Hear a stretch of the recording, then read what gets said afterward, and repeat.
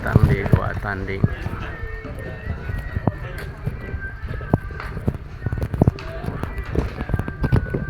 Ini lucu guanya.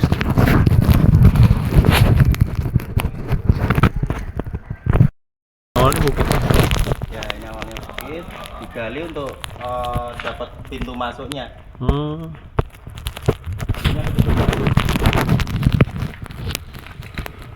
Matur nuwun Mas Sigit. Perjalanan kita kurang lebih 900 meter. Mengenai kedalaman air itu mulai dari 1 hingga yang paling dalam 9 meter, dan tempat di bawah kita ini untuk kedalaman airnya sudah mencapai 2 meter di bawah kita. Nanti yang akan kita jumpai di dalam Gua Tanding itu mengenai jenis-jenis batu, diantaranya batu stalaktit, batu stalagmit, batu kolom, dan batu kristal. Kita masuk ke dalam sebuah rongga gua yang mana ada air yang mengalir di bawahnya, maka itu yang kemudian disebut dengan sungai bawah tanah. Yang mana sungai bawah tanah itu berbeda dengan sungai permukaan, berbeda dari sumber airnya, dan berbeda juga mengenai habitat yang hidup di dalamnya. Jadi hanya jenis tertentu, diantaranya ada ikan, kepiting, sama udang. Ikan pun di sini itu nggak semua ikan mampu bertahan hidup di sini. Cuma ada 4 spesies. Yang pertama ikan lele, ikan hamala, ikan sidat, sama ikan melon. Jadi keempat ikan tersebut dia mampu hidup tanpa sinar matahari. Kalau stalaktit itu menggantung. Nah, kalau batu kulsum menempel di dinding gua. Jadi beda yang ini batu kulsum, kalau yang ini dinding gua beda banget karena Kayak ada ya tanahnya. ya, dan ini sangat aktif sekali. Setiap pori-pori batunya dia mengeluarkan air.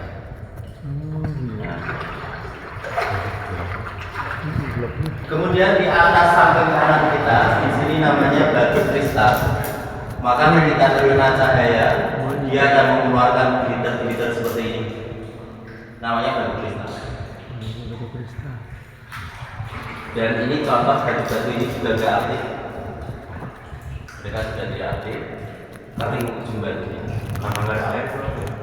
Enggak, dia terhambat. Pertumbuhannya awalnya terhambat, kemudian yang keduanya banyak faktor yang mengakibatkan batu itu tidak aktif.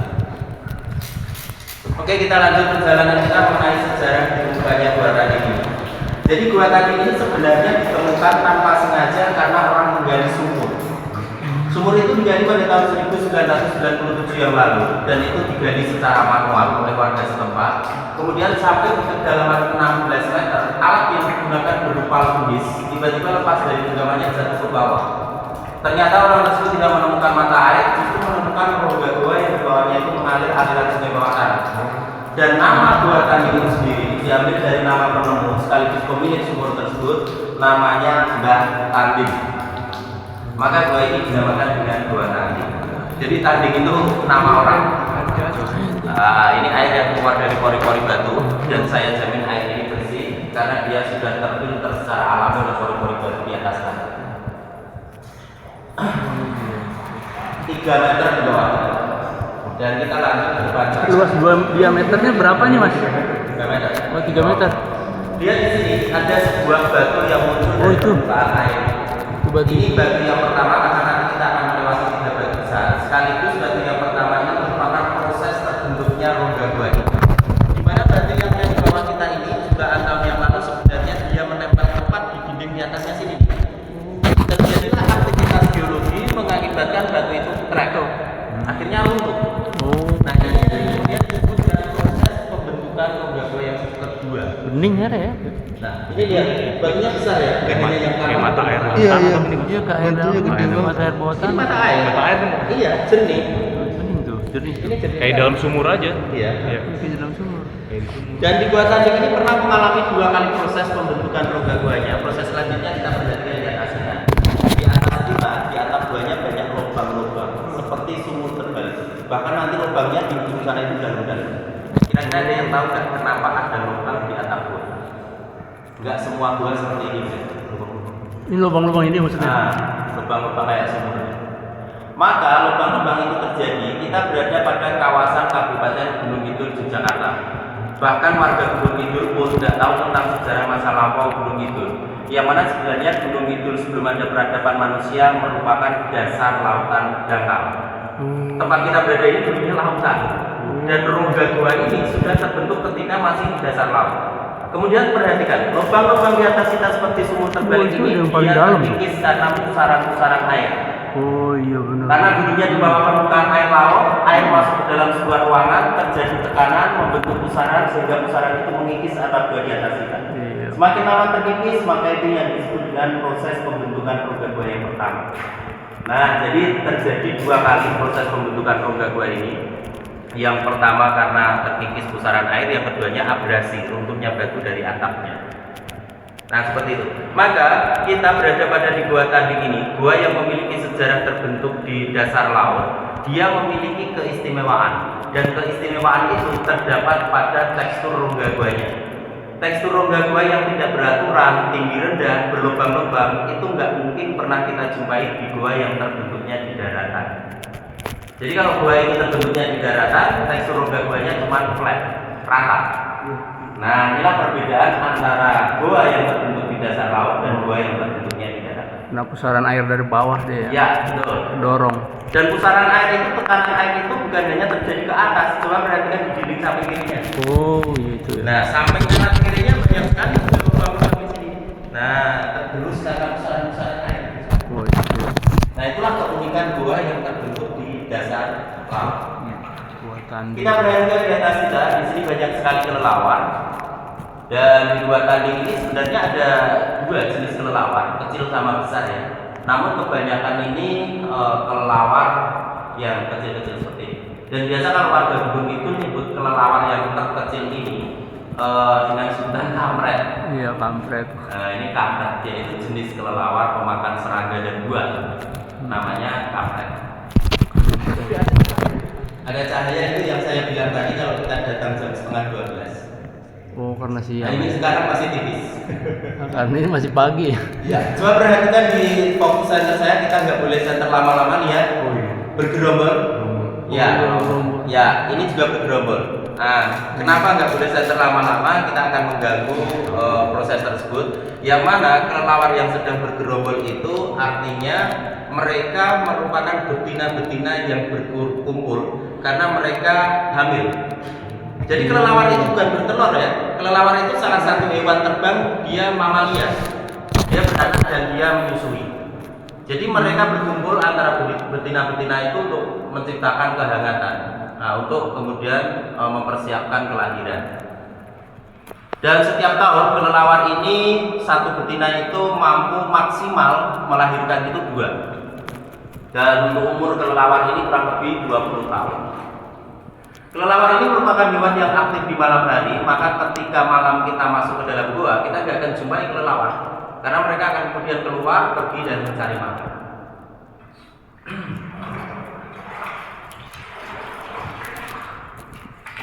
Dan kelelawar ini sebenarnya sangat ada manfaatnya untuk manusia ya. Ketika populasi kelelawar ini sampai bisa punah, maka rentan sekali untuk kemudian manusia itu terkena penyakit malaria. Jadi satu kelelawar itu mampu memakan nyamuk itu 500 ekor setiap hari kan? Satu kelelawar. Oke, kita lanjut perjalanan kita. Di depan sana itu terlihat ada cahaya. Yang mana cahaya itu ada, itu bukan lubang sumurnya Pak Tanding. Itu sengaja dibikin supaya di dalam gua ini ada sirkulasi udara. Biar ada sirkulasi udara, perputaran udara. Jadi memang gua ini sebelum dijadikan tempat wisata sudah dikonsep sejak awal untuk menjadikan tempat wisata yang berbasis edukasi. Maka kita mendatangkan ahli untuk melakukan riset di dalam gua ini. Ahli yang kita datangkan yang pertama ahli gua dari ASC, kemudian ahli yang keduanya ahli biologinya dari Universitas Veteran Yogyakarta. Mereka melakukan riset selama kurang lebih 6 bulan di dalam gua ini, dan mereka menyatakan bahwa gua ini layak dan aman untuk dijadikan tempat wisata, tapi harus membuat lubang itu sebagai tambahan sirkulasi udara. Jadi supaya ada sirkulasi udara. Nah, ini tipis banget. Padahal kalau siang ini kita matikan lampu, seluruh ruangan ini terang. Itu jam 12-an. Jam 11. Jam 11 ke atas. 11.30. Matahari pas naik. Ya, matahari pas itu cantiknya luar biasa. Oh yang tadi di foto itu ya Ben? Oh iya.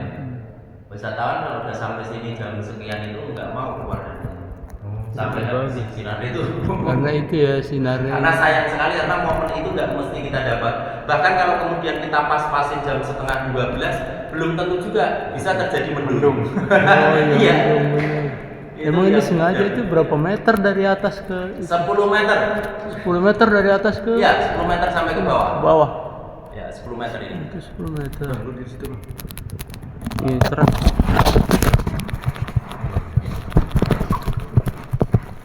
Ingat Mas Jampur, Mas Benny. Mas siapa Mas? Mas? Sidik. Mas Sidik, terima kasih sebagai guide nih. Ya. Kita lagi buat sedikit video. konten kreator.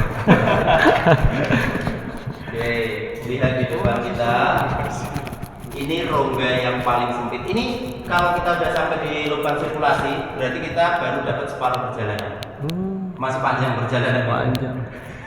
Di depan kita ini rongga yang paling sempit di Gua Tanding sekaligus atapnya yang paling tinggi. Jarak mulai dari permukaan air sampai atas sana itu 11 meter. Dan tepat di bawah kita kedalaman airnya sudah mencapai 5 meter. Bisa berenang semua kan? Waduh, enggak. Enggak. Tapi aman karena ada rompi pelampung. Kayak lomba. 5 meter bisa berenang. Bahkan satu rompi pelampung ini kita gunakan berdua, kita nggak akan tenggelam. Pasti mengapung. Saya tuh gaya batu nyebur langsung nyelam. Pakai rompi aman, Bang. Aman dah. Gaya batu apa gaya dada? Kalau dari belum dada. Mau cobain. 5 meter. 5 Iya, meter ada bro. cahaya karena di sepanjang 450 meter itu diizinkan maksimal dikasih 2 titik lampu, nggak boleh lebih. Itu lampu. Dan titik lampu yang keduanya itu di depan sana terlihat cahaya berwarna kuning. Sengaja ditaruh di sana lampu itu sebagai pertanda bahwa di sana sejarah ditemukan gua ini. Oh, Nah, Pak Tanding itu gali sumurnya di sana. Tanding itu di situ. Pak Tanding. Dan dulu akses satu-satunya masuk ke rongga gua ini sebelum dijadikan tempat wisata cuma di lubang sumur Pak Tanding. Iya. Jadi lubang yang tempat tadi kita masuk itu sengaja dibikin setelah kemudian timbul gagasan dari masyarakat gua ini akan dijadikan tempat wisata supaya akses keluar masuknya wisatawan lebih mudah. Dulunya nggak ada. Jadi gua ini ibaratnya seperti halnya zaman dulunya itu kapsul yang tertimbun tanah. Ada ruangan tapi nggak ada pintu masuknya. Kemudian Pak Tanding gali itu kemudian mendapatkan rongga. Nah oke, kita lanjut. Banyak sekali keunikan gua yang terbentuknya di dasar laut. Nah tadi udah saya sebutkan tentang atap gua yang berlubang-lubang. Sekarang perhatikan di sini. Atap guanya rata kayak begini. Maka setiap atap gua yang rata pasti menandakan bahwa jutaan tahun yang lalu pernah ada batu yang menempel di bawahnya kemudian crack, runtuh. Oh, ini Maka dia kita batu. perhatikan di sini. Lihat dasar kita nih. Gampang kelihatan aja dasarnya. Nah, tenang aja itu bukan ular, ini kayu-kayu. Jadi Itu kayu. pernah aliran sungai bawah Itu tanah ada tanaman. mengalami banjir dan banjir itu terjadi karena volume air yang terbawa sungai permukaan masuk ke celah-celah sungai bawah tanah dengan membawa material sampah. Seperti halnya kayu-kayu besar ini terbawa arus sungai permukaan masuk ke celah sungai bawah tanah. Oh, itu. Dan banyak kayu-kayu di sini yang mungkin udah ratusan tahun lamanya. Itu batu bener-bener sama. Dan ini coba perhatikan, maka setiap ada batu di bawah pasti atapnya rata. Nah, tapi tidak semua batu itu memiliki ketebalan yang sama. Ada yang terlihat di permukaan, ada yang enggak. Karena tempat di bawah kita ini kedalaman sesungguhnya 6 meter. Waduh, Kedalaman sesungguhnya. Jadi kalau kemudian ini kita, nah, lihat. Itu kayu. Karena nyangkut di batu, kayu-kayu ini. Kayu. Dan ini udah entah berapa tahun yang lalu kayu-kayunya. Oh, iya tuh. Nah, Dalam tuh. kalau kemudian kayu itu kita Itu sudah dalam. keropos, artinya kayu-kayu itu merupakan kayu-kayu yang keras. Semakin kena air dia, kalau kayu keras semakin ini.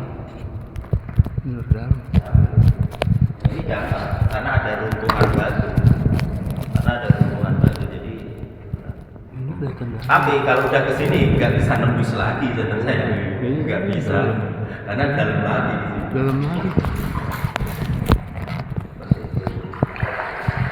Nanti di sini masnya kalau pengen turun, pengen foto di atas batu, saya ambil foto dari sini boleh. Pas pulangnya aja ya. Pulang lewatin lagi. Karena nanti kita lewat sini lagi. Oh. Iya, kita semakin terbalikan. Oh, sini mentok sini, sini. Oh iya. Kirain ujungnya di sini. Belum. Oh, tempat Kita masih belok ke kiri lagi nih. Oh, belok ke sini. Nah ini belum ujungnya terbalik. Nah nanti kita baru foto. foto di sini nih Ben. Ya nanti kita foto di situ sambil kita nanti boleh saya bantu ambil video nanti kalau pas pulangnya aja. Nah, selain di sini sejarah ditemukannya Gua Tanding, ini juga merupakan ikonnya Gua Tanding, yaitu dua batu stalaktit yang menggantung di depan sana. Itu yang terbesar. Itu yang terbesar. Ini paling besar dan ini luar biasa. Ini yang disebut dengan jenis batu stalaktit yang pertumbuhannya sempurna, bentuknya panjang dan ujungnya runcing. Kalau di depan tadi kan bulat-bulat, pertumbuhannya terhambat setiap 1 mm membutuhkan waktu 9 tahun. Kalau yang pertumbuhan sempurna seperti di depan kita ini 1 mm membutuhkan waktu 3 tahun. Jadi lebih cepat dibanding yang bentuknya bulat. Nah sekarang saya tunjukin sejarah ditemukannya Gua Tanding. Lihat di sensor saya yang berniku. Setelah sampai di bawahnya lihat ke atas. Lihat ke atas. Nah ini sumurnya Pak Tanding. Oh ini sumur Pak Tanding awalnya. Yang digali pada tahun 1997. Oh iya bentuk sumur masih itu. Bentuk sumur. Iya sumur. Bentuk sumur. Gali sumur. Itu udah dapat 10 meter. Oh ini 16 meter ini. Oh 16 meter. Oh 16 meter. Ternyata langsung nembusnya jatuh. Langsung oh 16. Dan beruntung Pak Tanding juga nggak jatuh. Enggak. Jadi waktu itu pertama kali rongga gua ini ditemukan, lubang itu hanya sebesar mata linggis sekian. Nah setelah lubang itu ditemukan, linggis itu jatuh ke bawah, itu ada tekanan udara yang sangat kuat. Keluar. Nggak ada udara. Nah, Udara. akhirnya Pak Tanding kemudian masuk lagi melihat bahwa di bawahnya ada airnya. Dengan sengaja Pak Tanding membesarkan lubang dengan maksud mengambil aliran sungai bawah tanah ini. Sekalian kemudian dijadikan sumber kebutuhan air bersih dan kebutuhan mereka. Jadi dulu maka Gua Tanding ini jarak ditemukan Gua Tanding sama jarak Gua Tanding ini dijadikan kawasan wisata itu cukup lama. Ditemukan tahun 1997 dan resmi dibuka menjadi tempat wisata itu tahun 2016. Karena sejak Pak Tanding menemukan rongga gua ini di tahun 1997, itu sebenarnya warga juga akhirnya tahu kalau di bawah ada rongga guanya. Namun nggak ada satupun warga yang kemudian berani turun ke bawah sini. Nah, akhirnya di tahun 2014 ada 5 pemuda yang memberanikan diri turun ke sini. Menggunakan tangga yang mereka nekat dibikin dari bambu, turun ke sini, mereka berenang menyusuri rongga gua ini. Akhirnya timbul gagasan dari 5 pemuda tersebut untuk kemudian menjadikan tempat ini sebagai kawasan objek wisata. Dan melalui proses yang panjang, mendatangkan ahli untuk mendapatkan sertifikasi juga, akhirnya resmi dibuka di tahun 2016.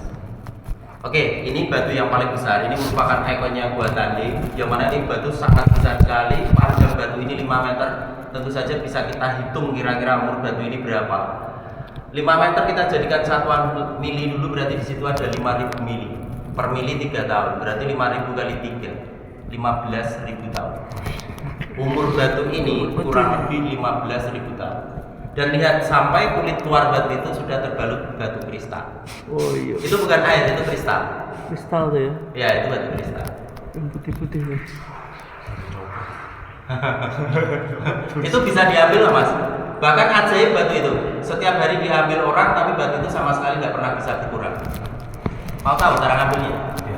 Diambil video sama fotonya. Ayo, boleh. Itu tiap hari diambil padahal. Oh maksudnya itu. Dia nggak pernah bisa. Oke, kita masih lanjut perjalanan kita 5 meter di bawah kita, dan nanti kita baliknya akan foto-foto ambil video. Perjalanan kita Keajaiban alam. 100 meter lagi ke depan. Dan di depan kita ini banyak kita jumpai batu-batu stalaktit yang kalau di sini itu pertumbuhannya sempurna. Pertumbuhannya bagus-bagus, panjang-panjang, ujungnya runcing.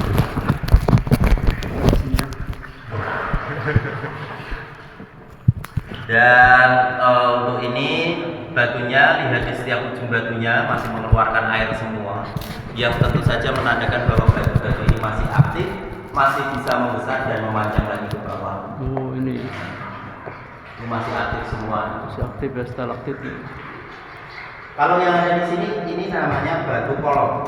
Batu kolong. Batu kolom. Ini Batu kolong. Jadi batu kolom itu bertemunya antara batu stalaktit yang tumbuh dari atas ke bawah dan batu stalagmit dari bawah ke atas menyambung menjadi satu. Namanya batu kolom. Batu kolom. Kalau di samping batu kolom tersebut ada kecil yang kemudian disebut dengan batu stalagmit, batu yang tumbuh dari bawah ke atas. Apa tuh? Bentuknya unik kan ya? Itu bentuknya kayak Pak Erot. Itu Kayak Mak Erot. batu stalagmit, batu yang tumbuhnya dari bawah ke atas. Oke, ada lagi. buat Anggi nih. Calon pengantin. Kita lanjut lagi perjalanan kita. Mau nanya Mas, Pak tandingnya sampai saat ini masih ada apa? Masih ada. Oh, masih ada. Ya, ya termasuk bahwa ini kan ditemukan belum lama, 1997. Oh, 97 ya. 97 tahun 97. Dan kita perhatikan di sini kita jumpai lagi jenis batu stalaktit yang pertumbuhannya terhambat, bulut-bulut bentuknya 9 tahun per mili dan dia juga masih aktif. Kalau yang ini memang lama pertumbuhan batu ini. Iya, batu. Ya 9 tahun setiap 1 milimeternya. Pertumbuhan tercepat itu 3 tahun. 1 milinya 3 tahun. Paling cepat. Nah sekarang kita perhatikan di sana. Yang di sana beda lagi jenis batu stalaktit salju. Dia bisa berwarna putih karena belumnya ada kandungan zat kalsium. Dan inilah kemudian mereka tahu tentang histori Gua Tanding. Setiap wanita yang kemudian masuk ke sini ini yang ditunggu-tunggu nih batu ini. Karena batu ini memiliki mitos yang kemudian para leluhur kita menyampaikan kepada anak cucunya. Bahkan sampai saat ini orang modern masyarakat masih mempercayai bahwa tetesan air tersebut itu kalau menetes ke perempuan bisa menambah cantik dan awet muda. Karena di sini cowok semua saya nggak tahu. Kan jadi cantik repot. Saya nggak tanggung jawab ke tetes. Jadi melambai. Jadi cantik kan. Ini langsung melambai ini. Si Jo nih cocok. Terkadang saya juga lihat juga termasuk saya juga merasa kemudian berpikir berarti orang zaman dulu itu tahu, orang zaman dulu itu pintar sampai kemudian mengatakan bahwa tetesan air tersebut bisa menambah cantik dan awet muda. Setelah kemudian dilakukan riset, batu yang kemudian berwarna putih itu berlebihnya kandungan zat kalsium. Zat kalsium itu kalsium karbonat dan mineral karbonat. Yang mana kalsium karbonat itu oleh orang modern saat ini dijadikan bahan dasar perawatan kulit dan kecantikan. Jangan-jangan mereka di zaman dulu tahu tentang kandungan air itu. Pakai itu dioles doang kali. Bahaya. Ya memang kalsium karbonat itu diburu oleh kemudian orang-orang yang kemudian bisa memproduksi perawatan kulit dan kecantikan. Maka di Kabupaten Gunung Kidul itu banyak batu-batu kapur yang kemudian ditambang mendapatkan zat kalsit itu dan itu untuk komoditi pembuatan kayak masker kayak gitu. Kita lanjut perjalanan kita 7 meter di bawah kita. 7 meter. Dalam Dalam mana? 7 meter di bawah kita. Oh ya tuh, perhatikan ada garis putih ya di 20 cm dari bawah air. Oh itu. Nah kalau di musim penghujan naik segitu. Musim kemarau panjang paling hanya turun maksimal 20 cm. Artinya volume sungai bawah tanah ini debit airnya sangat stabil sekali. Stabil. Berbeda dengan sungai permukaan. Tapi airnya keruh nggak? Bening tuh itu. Musim hujan, musim hujan kalau sungai-sungai permukaan tidak terjadi banjir tetap jernih. Kalaupun itu kotor, warnanya coklat itu karena masuknya air sungai permukaan. Oh Tapi iya. sungai bawah tanah ini kalau kemudian terjadi coklat, kotor, itu sehari nggak hujan saja ini udah bening lagi. Ini konsumsi air bisa. Iya. Ini Sama aja kayak bening lagi. Bisa diminum. Bisa. Masak. Air bening tuh. Bisa diminum. Tapi memang di Kabupaten Gunung Kidul itu banyak kandungan kapurnya. Maka memang warga Gunung Kidul kalau mengkonsumsi sungai-sungai bawah tanah di seperti ini tetap mereka memasak dan kemudian menyaring zat kapur itu. Tapi ya tetap aman. Yang penting disaring. Kalaupun nggak disaring ya aman juga. Yang penting tidak dikonsumsi setiap hari minum kayak terus. Oke, kita masuk ke rongga terakhirnya di Gua Tanding, zona terakhir di Gua Tanding, yang mana tempat itu tempat yang paling gelap. Maka tempat paling gelap tempatnya tinggal kelelawar, pemakan serangga dan buah itu. Yang kemudian orang nyebutnya kampret. Dan ternyata kampret itu sukanya di tempat yang gelap. Oh berarti kalau kita ini nyebut orang suka kampret tuh kayak gini. Coba perhatikan, kelelawar ini akan kemudian mereka melakukan reaksi ketika mendengar suara keras. Nah, contohnya Oh, seperti ini iya, yang langsung kita terbang. masuk ke ruangan ini ada suara mereka terbang. Apalagi kalau kemudian kita tepuk tangan. Oh iya mungkin. Dia bereaksi ketika mendengar suara keras. Dan tempat di bawah kita ini merupakan tempat yang paling dalam. Kedalaman air di bawah kita ini 9 meter. Masya Allah. Mungkin sampai di sini ada yang mau coba buktikan kedalamannya silakan. Sarannya juga boleh kita contoh. Terang aja nggak berani apalagi gelap. Nah, ini ada bui-bui sedikit berwarna putih. Ini zat kapur ya. Wajat kapur. Nah, zat kapur mengendapnya di ujung. Karena sebenarnya meskipun ini nggak terlihat bergerak, sebenarnya sungai bawah tanah ini bergerak. Dan ini mengarahnya ke sana, bergeraknya ke sana. Jalan ke Maka sana ya. bui berwarna putih itu berkumpulnya. Tapi tenang aja, kita perlu takut. Ini bukan sampah, ini zat kapur. Yang mana zat kapur itu nggak berpengaruh sama kulit manusia. Nah, 7 tahun saya memadu di sini, saya nggak aman-aman saja lagi. Tenang aja. Oke, inilah ujungnya buat tanding, tempat yang kemudian kita akan kembali lagi ke sana. Maka brief di awal sudah saya sampaikan bahwa pintu masuk sama keluarnya sama karena alasannya seperti itu. Nah, saja di bawah tanah ini mengalir. Ada yang pernah ke Gua Pindul? Belum. Sungai bawah tanah ini mengalirnya ke Gua Pindul. Maka sebenarnya secara geografis Gua Tanding itu terletak di atas Gua Pindul karena sumber air Gua Pindul itu dari Gua Tanding. Itu ngalir turun ya air. Iya, tapi itu nggak kelihatan karena mengalirnya dari bawah tuh. Oh iya, mengalir ngalir air ke bawah. turun ke bawah 4 meter baru di sana ada lubang besar. Maka kalau kita tidak menggunakan alat selam, kita nggak bisa menyusuri lubang gua itu. Coba perhatikan, di sini akan saya buktikan bahwa kita sudah dekat dengan Gua Pindul dengan cara saya matikan lampu. Apa yang terjadi ketika saya matikan lampu? Oh, ada cahaya. Cahaya ya. Cahaya itu merupakan refleksi dari sinar matahari yang menembus dari Gua Pindul. Jadi Gua Pindul itu di bawah sana. Oh di sana tuh ya. Seandainya dinding gua ini kita kita kasih lubang besar, maka dari tempat kita duduk kita bisa melihat bahwa di sana itu mulut Gua Pindul di ujungnya sana. Oh sana itu ya. Iya. Dan inilah ujungnya Gua Tanding. Tempat ini tempat yang paling gelap, sepi, sunyi, dan tempat ini dianggap sebagai tempat yang paling disakralkan oleh warga sekitar sini. Jadi dikeramatkan, dianggap sebagai tempat yang suci. Jadi di zaman dulu di tanah Jawa, sebelum peradaban modern, sebelum agama-agama masuk ke tanah Jawa, sebenarnya orang-orang Jawa itu sudah percaya dengan adanya Tuhan.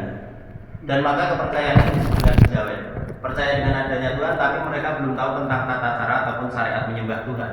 Maka mereka mencari tempat yang sepi, sunyi, gelap, seperti halnya gua dan gunung yang tinggi dianggap sebagai tempat yang sakral itu untuk melakukan pertapaan ataupun bermeditasi. Nah, itulah jadi sebenarnya para leluhur kita di zaman dulu itu sudah menggunakan tempat-tempat seperti ini untuk kemudian melakukan meditasi atau pendekatan diri sama Sang Penciptanya.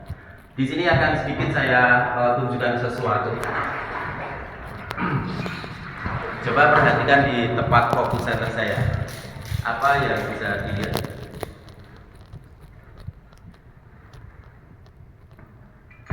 Itu Perhatikan secara sekarang.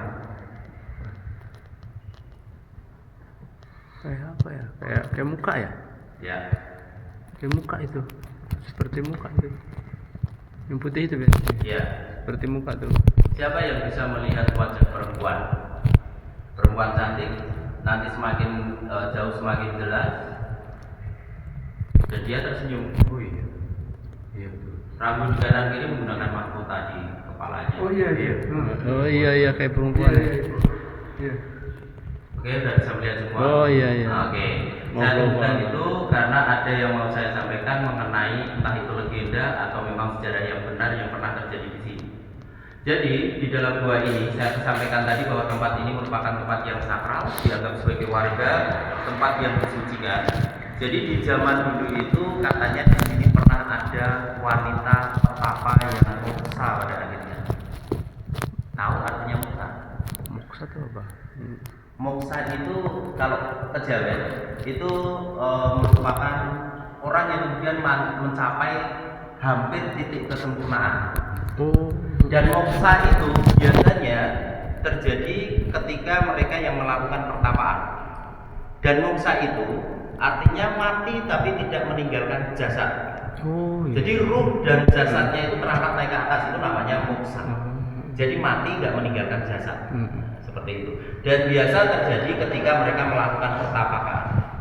Jadi zaman dulu kala diceritakan ada sebuah peperangan yang luar biasa. Maka ada laki-laki dan perempuan di situ. Laki-lakinya memerintahkan kepada perempuannya untuk kemudian berlari mencari tempat yang paling sepi dan orang lain tidak bisa menemukannya. Dan laki itu memesan, jangan pernah pergi tinggalkan tempat itu sebelum aku datang menjemputmu. Akhirnya perempuan itu masuklah ke dalam sebuah rongga. Penantian yang panjang, laki-laki nggak kunjung juga menjemputnya. Akhirnya perempuan itu memutuskan untuk mendekatkan diri sama sang penciptanya dengan cara bertapa. Akhirnya bertapa, kemudian lama juga nggak kunjung datang, dan di situ sampai akhirnya moksa. Dan laki-laki itu nggak datang menjemputnya. Di situ ada dua pesan yang ditinggalkan sama perempuan tersebut. Yang pesan yang pertama itu adalah kesedihan yang luar biasa karena lelakinya nggak kunjung menjemputnya. Dan pesan yang keduanya itu kebanggaan karena dia bisa menunjukkan rasa setia dengan tidak meninggalkan tempat itu sebelum lelakinya menjemputnya. Maka keikhlasan dari wanita tersebut yang kemudian sampai mencapai titik kesempurnaan sehingga dia mati tapi tidak meninggalkan ijazah. Nah, itulah yang kemudian disebut dengan kematian moksa. Nah, seperti itu. Jadi warga kemudian mengatakan, para leluhur kita mengatakan seperti itu, dan itu belum lama kita temukan wajah tersebut, dan itu tidak dibikin manusia era modern. Dan kemudian kita menggabungkan antara legenda yang diceritakan sama para leluhur kita dengan gambar wajah yang terdapat pada dinding goa. Jangan-jangan itu wanita yang kemudian disampaikannya. Kalau kemudian benar, memang ketika mereka melakukan pertapaan, para leluhur kita itu selalu meninggalkan tanda-tanda. Karena apa? Mereka yang kemudian para leluhur kita itu juga menginginkan suatu saat cerita ataupun keberadaannya itu juga diakui oleh manusia modern berikutnya dengan meninggalkan jejak seperti itu. Oke, sebenarnya ada saya jelaskan mengenai keberadaan ini berikut sejarahnya. Ada pertanyaan, ada yang belum jelas boleh ditanyakan.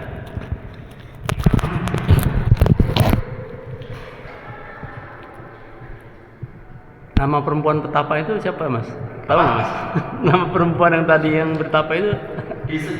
Orang itu mengatakan bahwa itu namanya Putri Hansa. Putri Hanca. Hansa. Oh, Hanca. Hansa. Hansa. Iya. Dan itu di sejarah nggak ada memang. Oh. Karena di sini itu sebenarnya di tempat kita itu ada peradaban yang kemudian pernah musnah.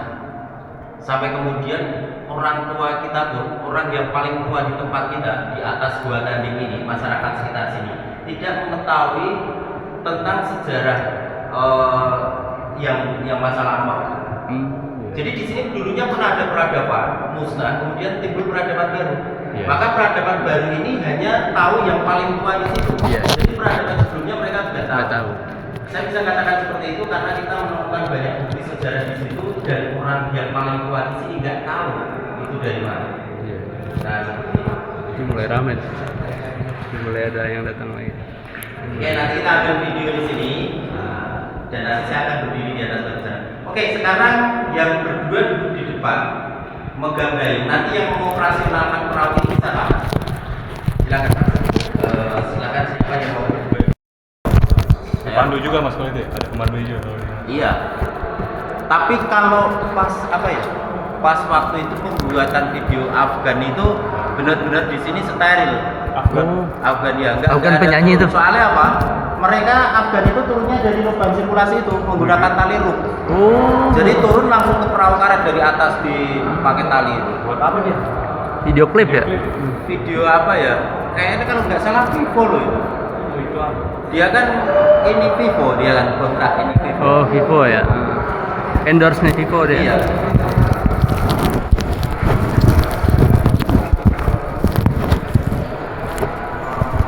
Siang udah mulai banyak, Mas ya? Iya. Yang datang ya.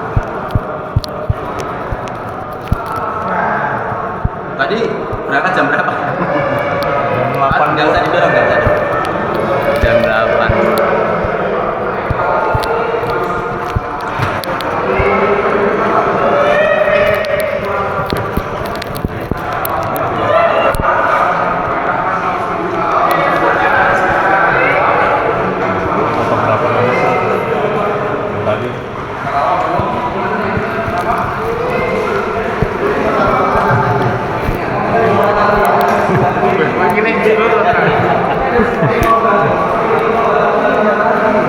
fotografer tadi. Oh, fotografer yang tadi.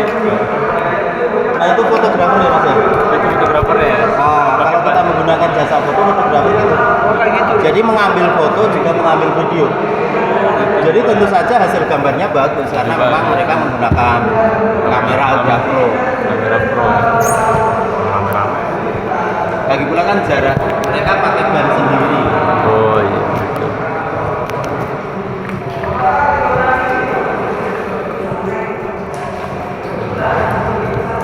Oh, kita udah sampai di luar tuh.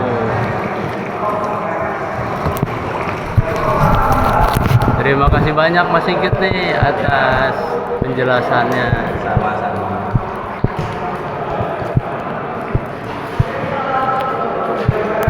Nanti di atas sana kita sediakan teh hangat sama air mineral. Istirahat dulu, nanti hilang capeknya baru lanjut ke Gua Pindul. Terima kasih Mas.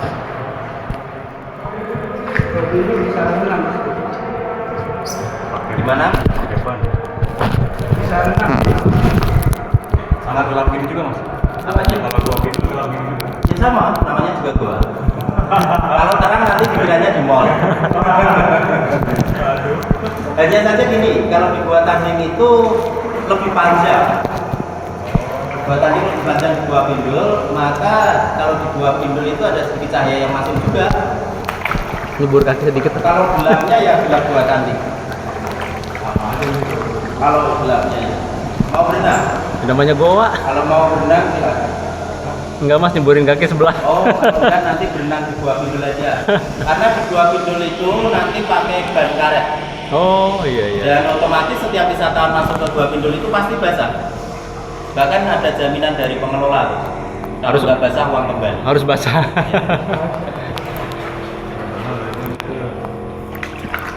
Karena pasti basah. Nah, kita sudah keluar nih. Kita menuju Gua Pindul, guys.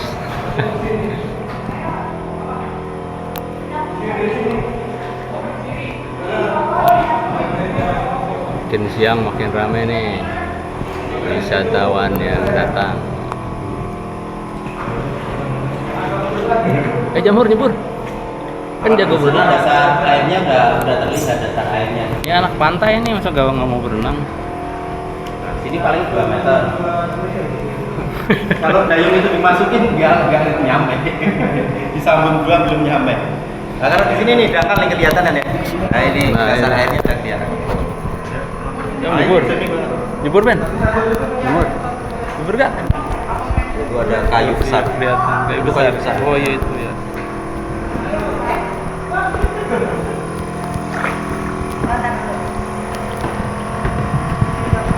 Kita foto dulu.